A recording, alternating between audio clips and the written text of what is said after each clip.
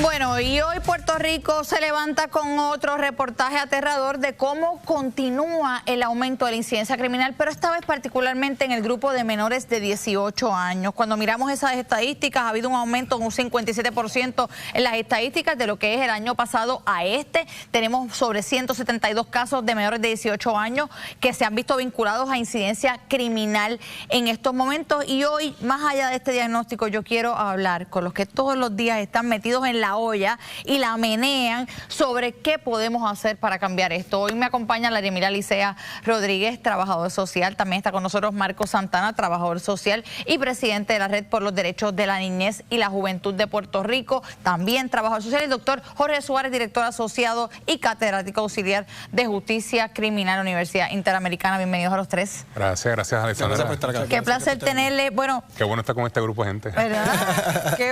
y me gusta que todo el mundo allá afuera sabe que ustedes son personas comprometidas con este tema, que más allá de hablar desde las gradas, como pasa en otras ocasiones, ustedes están todos los días ahí trabajando para cambiar esta realidad. Hoy vemos este reportaje, vemos los números, estas cifras para ustedes no son sorprendentes. Más allá del diagnóstico, sabemos que las cifras han ido en aumento, cada vez son más los menores involucrados en actividad delictiva. Vamos a las razones. ¿Por qué está ocurriendo esto? Una falla estructural del Estado. Cada vez que se arresta a un joven o a un niño, porque hay niños también que reciben intervenciones de la policía, yo les llamo arrestos, fíjate, porque aquí hay un lenguaje para los niños de los menores de la falta y es un sistema similar al sistema de adultos, lo único que les cambian el nombre para que se vea más bonito. Pero aquí falla el Estado, falla la escuela, falla el Departamento de Educación, fallan los legisladores. Es una falla estructural del sistema y realmente muchos de estos jóvenes tienen situaciones emocionales que no han sido trabajadas. Todos sabemos que ahora mismo tú llamas a buscar una cita de salud mental y probablemente la próxima cita te la dan en 6 meses. Programas o servicios sociales que han ido en disminución a lo largo del tiempo. Yo te he comentado ya las otras veces que he venido al programa que yo siento que el sistema de prestación de servicios sociales en el país está colapsando o ya colapsó. Y entonces estas situaciones requieren atención urgente, pero la gente está entretenida en otras controversias, como tú misma hablabas en tu discurso inicial, y realmente no hay la voluntad ni la acción política para trabajar las cosas que se tienen que trabajar. Mencionas el tema de la escuela, cómo le falla el Estado desde el sistema educativo. Yo tengo aquí también los números del tema de la deserción escolar, que todos los años los tiran como una cifra, como si no fuese importante. A veces hablan de 8.000, 10.000 niños fuera del sistema. Las últimas cifras son de sobre 4.000 estudiantes más que han dejado el sistema público de enseñanza. Ahí las tenemos en pantalla, 4.300 desertores escolares en lo que va de este ciclo. Dentro de este proceso es alarmante porque si lo amarramos a la estadística del perfil de la mayor cantidad de personas asesinadas, el 90% son desertores escolares. Te está dando un indicador de hombres y varones. Y dentro de ese proceso ya te da cuáles son las variables que tú podrías entonces estar mirando dentro de este universo de personas para comenzar a prevenir, pero no vemos que haya un mecanismo de prevención, y el que sean desertores me indica que en algún momento estuvieron en la escuela. Así que fuimos nosotros los que los perdimos. Marco, dentro de lo que has estado viendo, ¿se ha recrudecido? Además de temas que sabemos que esto no es un tema de un factor. Sabemos que hay desigualdad, que hay pobreza, que hay muchos de estos jóvenes que recurren al narcotráfico porque es la actividad rentable, ¿verdad? Lo que les permite un ingreso competitivo. Vamos a hablar de calzón quitado. ¿Se ha visto un recrudecimiento de menores particularmente amarrados a la actividad criminal? Bueno, en efecto sí, los datos así lo afirman, pero esa es la consecuencia lógica de un país que ha desmantelado todo el sistema de apoyo que necesita la familia. Los factores de riesgo se han exacerbado, la vida está más cara, la violencia en la comunidad aumenta, el cierre de escuelas, el cierre de hospitales, todos esos factores que pasan en la comunidad, lo que es abono para que se exacerbe las condiciones más críticas y que es lo más rentable para un joven que crece en una comunidad que no hay servicios de transporte público, que no hay apoyo, que no hay empleos dignos. Pues eso es lo más rentable. Entonces es la consecuencia lógica de la falta de una política articulada para apoyar a los niños y los jóvenes a tener oportunidades reales. Las oportunidades que necesitan los jóvenes no son inaugurar parques, inaugurar huertos. Hace falta una inversión importante en la prevención y en el apoyo a las familias para que los jóvenes no terminen ahí. Tenemos que dejar de llegar después del daño. Ayer escuché al comisionado de la policía decir, no queremos que recluten los jóvenes en la actividad delictiva. Bueno, si no queremos que eso suceda, tenemos que llegar antes, tenemos que invertir a tiempo.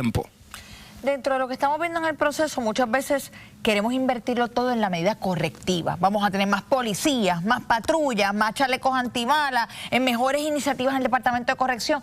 Hemos apostado totalmente a la corrección en vez de a la prevención, a la salud mental, a la educación.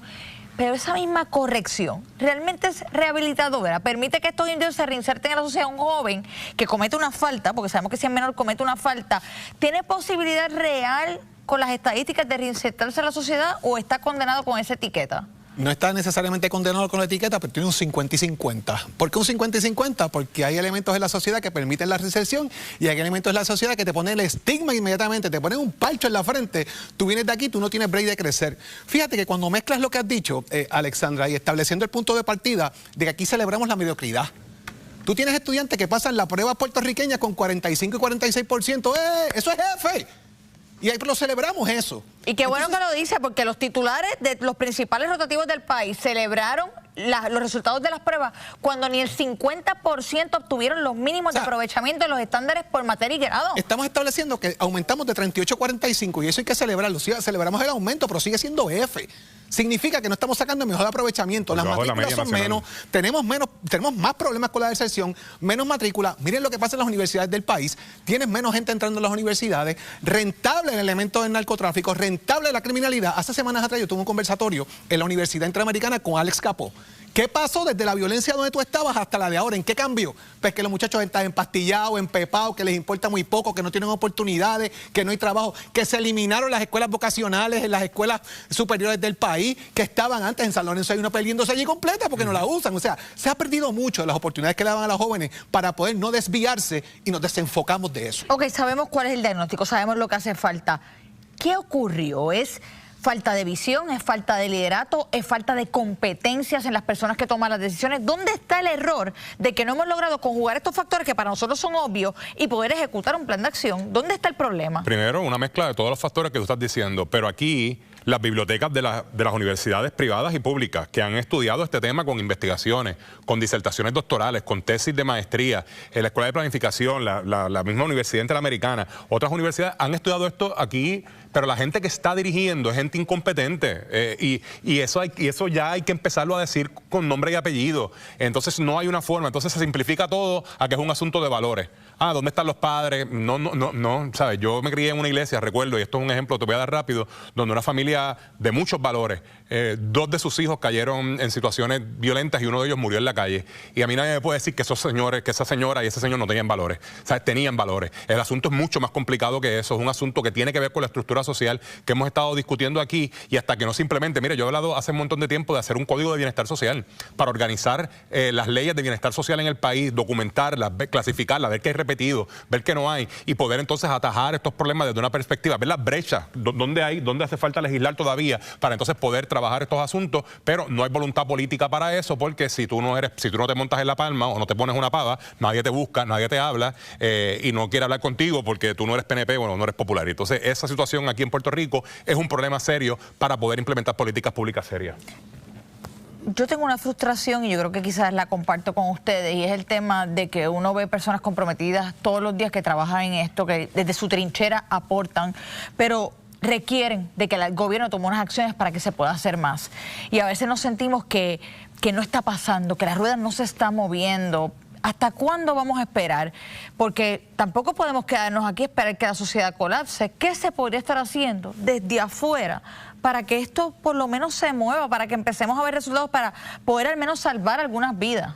Bueno, en primer lugar, yo coincido con Larry que hay una combinación de un vacío de capital intelectual con falta de voluntad. Pero ¿qué está pasando desde afuera? Yo tengo que, desde la red y desde tantos espacios, estamos haciendo nuestra parte. Las organizaciones, las comunidades estamos haciendo nuestra parte, a veces sin recursos. Tan reciente como hace una semana lanzamos la Mesa de Acción por la Niñez, compuesta por una veintena de organizaciones que acumulan más de 100 años de experiencia en el servicio directo. Y estamos haciendo nuestra parte. ¿Qué es lo que falta? Hay 3 soluciones de política política pública sobre la mesa. Primero, poner en marcha la implementación del plan de erradicación de la pobreza infantil, un plan decenal con recursos aprobados por la Junta de Control Fiscal, implementar el plan de reconstrucción social y prevención de la violencia presentado en el 2024 con recursos para ello y transformar la ley 57 que definitivamente no ha funcionado, y con eso una reforma al sistema de justicia juvenil que empiece por cerrar las pocas instituciones que nos quedan. No debe nadie celebrar que están arrestando jóvenes en la calle. Debe ser una vergüenza para el país que estemos arrestando a los jóvenes, porque sabemos que los jóvenes que están arrestando no son los que han traído el problema de violencia como lo tenemos hoy. Hay que hacer más, hay que llegar a tiempo, y para eso la prevención es la receta. Hay que llegar cada vez más temprano. Intervención temprana, rápido, hay que trabajarlos con mucha rapidez, con mucha agilidad. No podemos dejar que se nos escapen de las manos como está pasando. Tenemos que trabajar y seguir orientando a nuestros jóvenes sobre los elementos que están llegando que desconocen o que ellos saben más que nosotros, como los elementos tecnológicos. Hay una criminalidad tecnológica con la que tenemos que trabajar. El elemento de las adicciones sexuales, de lo que está ocurriendo con nuestros niños en todas estas redes que existen. Estamos trabajando con eso en muchas instancias. Las instituciones lo están haciendo, pero los padres tienen que meterse también. Hay que una responsabilidad compartida también, Alexandra, que no podemos alejarnos de porque muchas veces las cada quien tiene que tener su cuota. Y yo estuve en las instituciones correccionales, y cuando uno habla con los presos, yo le preguntaba a ellos por dónde se pudo haber empezado. Ellos decían todos por la familia, por los padres.